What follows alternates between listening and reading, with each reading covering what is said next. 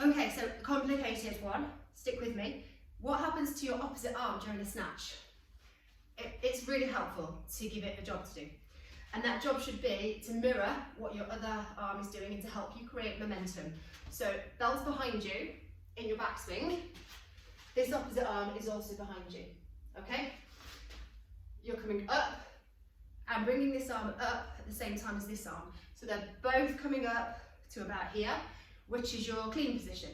So it can sometimes really help to practice cleans first, mirroring with your opposite hand. Bring your bell up, bring your opposite arm up.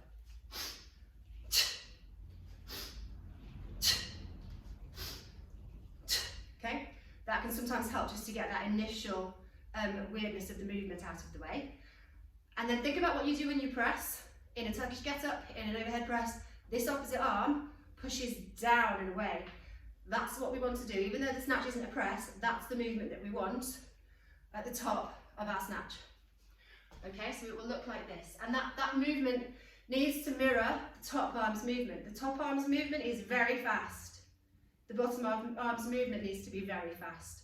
It's kind of like you're trying to flick water off your fingers from both directions, okay? So it should look like this.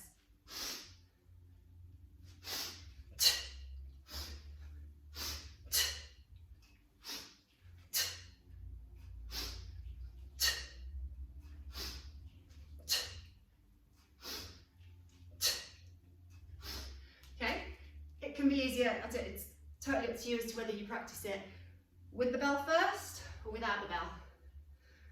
But it should make sense to you that what you're doing with the opposite hand is the same as what you're doing with the working hand, and they complement each other, and this opposite hand isn't just kind of flying around in space.